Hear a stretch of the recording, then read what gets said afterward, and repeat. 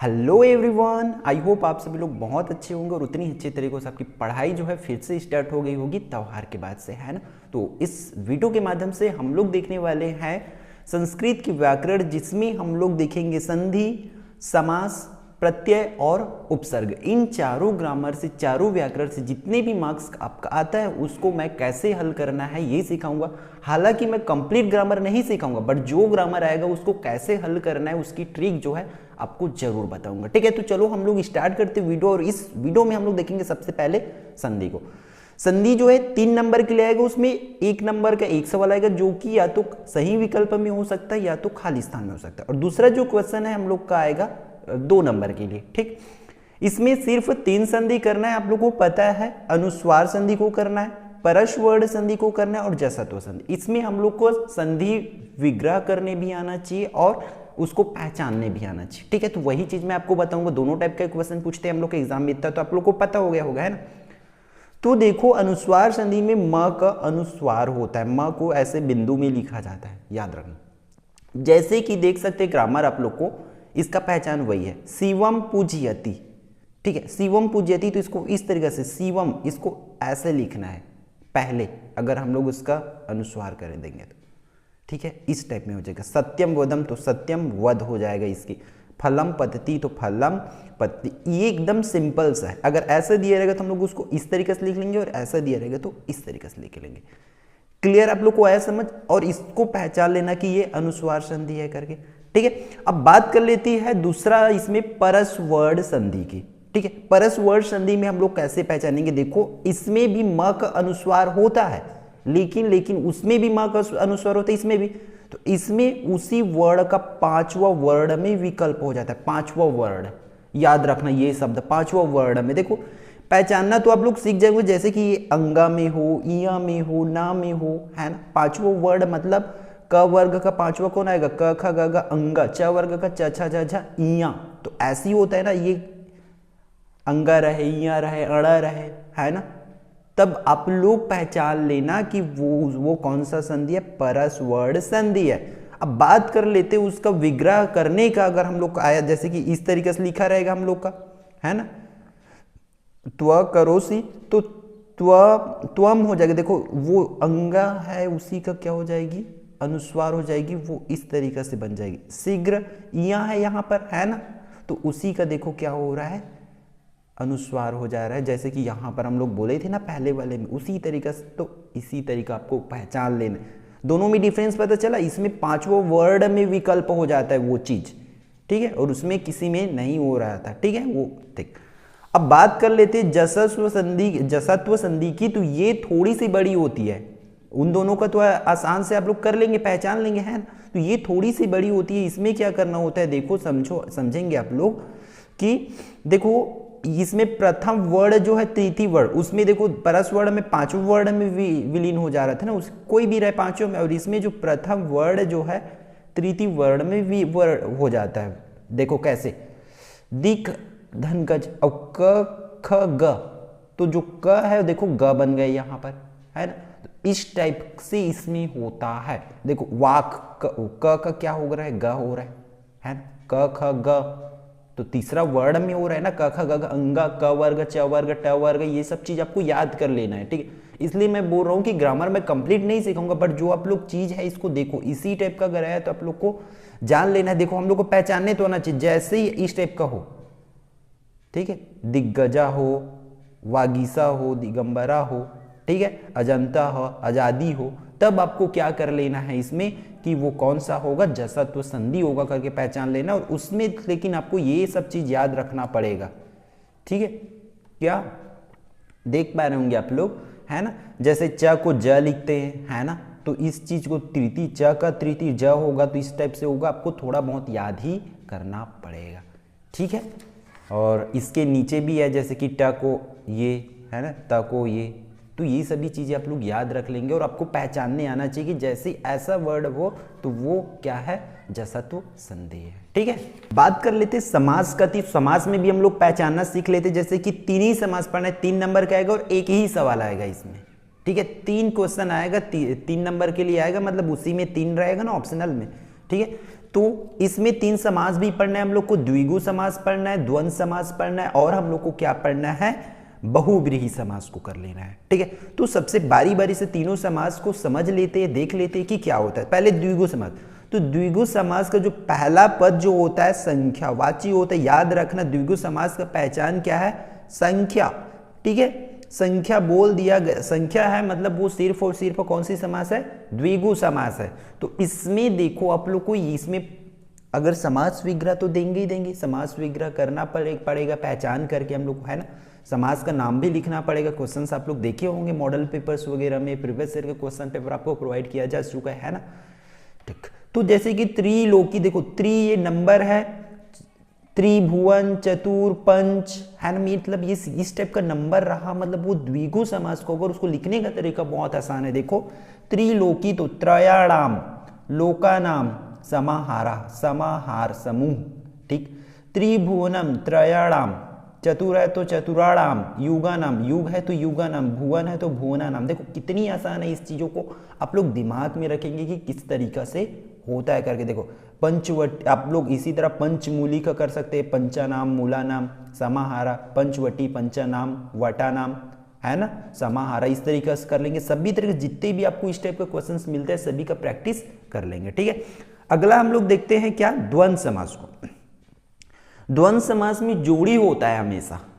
ठीक है, जोड़ी, जैसे कि पिता पुत्र, पिता और पुत्र की जोड़ी है, इसमें पितरौ तो माता और पिता की जोड़ी है, पुत्रौ तो जो पुत्र और पुत्री की जोड़ी है, इसमें बालकौ तो बालक और बालिका की जोड़ी है ना। तो इस तरीका से इसमें जोड़ी रहेगा तो वो द्वंद्व समास से पहचानने का तरीका देख लेंगे। सिर्फ 3 ही समास करना है तो बहुत ध्यान से देखेंगे आप लोग, है ना। पिता पुत्र, तो इसमें च के साथ लिख दें, पिता च पुत्र च पुत्र च। ठीक है, माता च पिता च पुत्रश्च पुत्री च, ये च पे लिखना है हम लोग को। ठीक है, आप लोग हिंदी में पढ़ लिए होंगे तो बहुत आसान हो गया होगा आप लोग के लिए। और तीसरा हम लोग देखते हैं कि अब बहुव्रीहि समास को। तो बहुव्रीहि समास में एक ये इसको वीआईपी समास बोला जाता है। इसमें विशेष लोग का जो होता है उसकी बात किया जाता है। ठीक है, याद रखेंगे इस बात को, ट्रिक को। जैसे कि दिगंबरा, ठीक है, अब दिगंबरा किसको बोलेंगे, तो उसका दिक अंबरम यस्य सा। ठीक है, जिसके अंबर क्या है, दिक हो, इस टाइप से बोलेंगे। ठीक है, श्वेतांबर, जिसके श्वेत अंबर हो बोलते हैं ना, हिंदी में पढ़े होंगे आप लोग, तो वही श्वेतम अंबरम यस्या सा। ठीक है, चंद्रशेखर, जिसका चंद्रशेखर यश सा। ठीक है, इस टाइप से हम लोग करेंगे। ठीक है, तो इसका याद रख लेंगे इसी टाइप से, क्योंकि हम लोग को नंबर जो 3 नंबर है वो फिक्स करना है और जनरली ये तीनों समास से आता है, तो आप लोग को कहीं ना कहीं पहचानने में आसानी हो जाएगी। ठीक है, तो बहुत अच्छे से करके जाएंगे ये सब लोग को। ठीक, अब बात कर लेते हैं हम लोग यहाँ से प्रत्यय के बारे में। तो प्रत्यय जो है 3 नंबर के लिए आएगा, 1 नंबर का 1 सवाल रहेगा, मतलब वो सही विकल्प, खाली स्थान, सही जोड़ी किसी में भी हो सकता है। ठीक है, दूसरी जो है हम लोग को 2 नंबर के लिए आएगा, तो वो प्रश्न बन के आएगा। हम लोग को प्रत्यय से क्वेश्चन किस तरीके से बनेंगे उसको देख लेंगे। 2 क्वेश्चन बनता है, इससे आप लोग को दिख रहा होगा। ठीक है, रेखांकित शब्दयो प्रत्ययम पृथक कुरुत, जो रेखांकित शब्द है उसमें से जो प्रत्यय है उसको अलग करना है हम लोग को। जैसे कि सामाजिकः, ठीक है, अगला में मनुष्यत्वम, ये 2 जैसे क्वेश्चन जो है आपके आएंगे एग्जाम में, तो मैं आपको बहुत अच्छे से तरीके से समझाऊंगा, इसमें से ट्रिक बताऊंगा कि आप लोग को क्या करना है, कैसे करना है आप लोग की, जिससे नंबर जो है फिक्स हो पाए, है ना। क्योंकि लास्ट एग्जाम है, यहाँ वहाँ से हम लोग को नंबर जो है सेफ रखना, इधर उधर नहीं जाने देना, है ना। इसमें दूसरा जो क्वेश्चन बन सकता है, अधोलिखित शब्दयो प्रकृति प्रत्ययम च पृथक कुरुत, जो शब्द ऐसा दे देंगे हम लोग को, जैसे कि नैतिकतम, मांगलिक, देवत्वम, मातृत्व, देवी, इस टाइप के जो शब्द दे दिए रहेंगे और हम लोग को बोलेंगे कि उसमें प्रत्यय को अलग करेंगे करके। रेखांकित में बोल सकते हो और ऐसे भी बोल सकते हो, सेम है। वहां पर भी हम लोग पूरे शब्दों का हम लोग को कोई मतलब नहीं है, मतलब ऐसे पूरे जो दिया है सेंटेंस उसका कोई मतलब नहीं है ना, बट जो रेखा लगा है उस पर उसका मतलब है ना। तो वही चीज मैं आपको सिखाऊंगा। चलो देखते हैं इसको कि कैसे करना है। बात कर लेते हैं सबसे पहले त्व प्रत्यय का। ठीक है, हम लोग को 3 ही 4 प्रत्यय पढ़ना है, मैं सभी को बताऊंगा। देखो इसमें विद्वत्वम, सूरत्वम ऐसा दिया है ना, तो देखो भातृत्वम, तो इसमें कौन सा प्रत्यय लगा हुआ है, त्व प्रत्यय लगा हुआ है। ठीक है, इसको ध्यान में रखेंगे आप लोग। जैसे कि यहाँ पर देख रहे पा रहे होंगे आप लोग गुरुत्वत्वम, है ना। तो गुरुत्वत्वम इसमें त्व प्रत्यय लगा, इसको कैसे अलग करना है देखो मैं कुछ उदाहरण से आपको समझाता हूँ। जैसे कि यहाँ पर देख पा रहे होंगे कि त्व प्रत्यय के शब्द, जैसे कि देवत्वम है तो इसको कैसे लिखेंगे देवत्वम, जहां पर भी देखें शिशुत्वम, दिव्यत्वम, तो त्वम लिखा है वहां पर सिर्फ और सिर्फ त्व प्रत्यय याद रखेंगे आप लोग, ठीक है। इसको देव प्लस त्व लिख लिए, दिव्य प्लस त्व लिख लिए, इस तरीके से करेंगे। जैसे पटुत्वम, तो इसको पटु प्लस त्व, बहुत आसान है, अभी देख सकते हो। सभी उदाहरण को अच्छे से समझ जाइए आप लोग, ठीक है। अगला जो करना है हम लोग को तल प्रत्यय, ठीक है। क्या करना है? तल प्रत्यय करना है। इसमें से क्या होती है, इसकी पहचान क्या होती है? इसमें तल बोल दिया मतलब किसी के लास्ट में ता है, ठीक है। याद रखेंगे किसी के लास्ट में ता है तो उसमें कौन सी प्रत्यय लगा हुआ है? तल प्रत्यय लगा हुआ है, ठीक है। याद रखेंगे आप लोग इसको, ता लगा है किसी के लास्ट में ता है, जैसे उसमें त्वम है मतलब त्व प्रत्यय, इसमें तल ता है किसी के भी लास्ट में मतलब तल प्रत्यय। जैसे कि देख पा रहे होंगे उष्णता, है ना, सहनशीलता, पश्चलता, सुंदरता, इस टाइप के अगर शब्द रहेंगे तो वहां पर ता प्रत्यय लगा हुआ है, ठीक है। अब बात कर लेते हैं अगला का, ये मेन है इसमें से क्योंकि त्व से ज्यादा आता है और इस इक्स प्रत्यय से, ठीक है।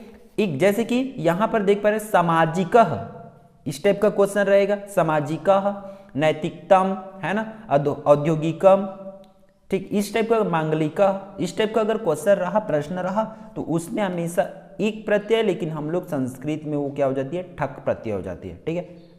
इसको लिखेंगे ठक प्रत्यय। जैसे कि सामाजिक इकार है मतलब वहां पर ठक प्रत्यय है, जहां पर भी लास्ट में इक प्रोनाउंसिएशन आया, सामाजिक, नैतिक, इक आ रहा है ना, नैतिकम, इकम हो रहा है ना, तो वहां पर हमेशा ठक प्रत्यय होगा। तो इस बात को आप लोग ध्यान रखेंगे, ठीक है। 3 प्रत्यय कर चुके हम लोग। अगली प्रत्यय जो है हम लोग देखते हैं डी प्रत्यय, ठीक है। प्रोनाउंसिएशन में भी मिस्टेक हो तो बट आप लोग इसको ध्यान रखना कि कैब इसको कैसा होगा, है ना।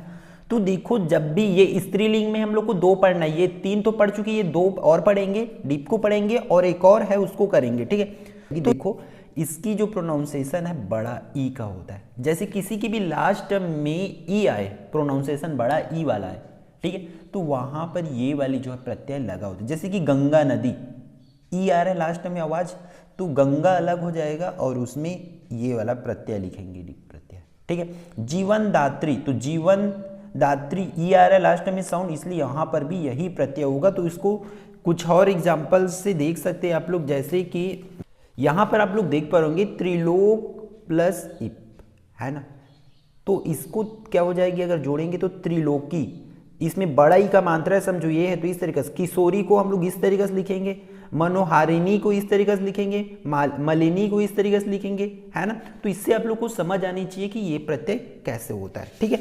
और बात कर लेते अगला जो है हम लोग का टाप, ठीक है, टाप प्रत्यय। तो टाप को कैसे पहचानेंगे? अगर किसी की भी लास्ट में आ का आवाज आए, ठीक है, तो वहां पर टाप प्रत्यय होता है। जैसे कि बाला, है ना, तो बाला पे टाप प्रत्यय लगा हुआ है, ठीक है। इसी तरीके से आपको लोग को, जैसे गंगा हो गया, आ आवाज आ रहा है, ठीक है, तो इस तरीके से वहां पर टाप प्रत्यय। तो बात कर लेते हैं इसको कैसे करना है, देख सकते हैं यहां पर से, ठीक है। जैसे कि प्रवीणा, प्रवीणा को हम लोग कैसे लिखेंगे? Praveen plus top. अनुजा को अनुज प्लस टाप, इस तरीके से संधि विच्छेद कर देना आप लोग को। गंगा को गंग प्लस टाप कर देंगे। कुशला को कुशल प्लस टाप। चिकित्सका को चिकित्सक प्लस टाप कर देना है। सेवका को सेवक प्लस टाप कर देना है, ठीक है। इसी तरीके से आपको कर लेना है ये प्रत्यय में, ठीक है। बात कर लेते हैं अब हम लोग यहां से उपसर्ग के बारे में। तो उपसर्ग जो है भी 3 नंबर की आती है और 1 नंबर और 2 नंबर की क्वेश्चन में हम लोग का रहेगा। इसका भी प्रश्न सेम है जैसे उपसर्ग प्रत्यय में आ रहा था। प्रयुक्त शब्द में से हम लोग को उपसर्ग को जो है अलग करना है, पहचानना है, लिखना है ना। तो आप लोग को उपसर्ग के लिए याद रखना पड़ेगा कि उपसर्ग जो है हमेशा कहाँ पर लगती है? सामने पे लगती है ना। प्रत्यय जो पीछे पे लग रहा था आप लोग देखे है ना। तो इसको जितनी भी टेबल दिख रहा है आपको उसको कंप्लीट आप लोग याद रख लेंगे, तभी आप लोग एग्जाम में इसके स्कोर कर पाओगे, ठीक है। आई होप ये पूरी वीडियो, पेज नंबर आप लोग 163 बुक से देख सकते हैं, ठीक है ना। आई होप ये पूरी वीडियो आपके लिए यूजफुल हो। तो आप लोग वीडियो को लाइक करेंगे, साथ ही साथ दोस्तों के साथ शेयर जरूर करेंगे। और क्या कर सकते हैं आप लोग, यदि चैनल पे नए तो चैनल को सब्सक्राइब कर सकते हैं ताकि आपको और भी आपका एग्ज़ाम तो कंप्लीट होने ही वाला है, ठीक है। इसके बाद आप लोग के लिए क्या क्या तैयारी हो सकती है, क्या क्या करना चाहिए आप लोग को, और आगे की क्लास भी की वीडियो इसी चैनल के माध्यम से मिलेगा, तो इस चैनल को सब्सक्राइब कर सकते हैं, ठीक है। तो मिलते हैं नेक्स्ट वीडियो पे।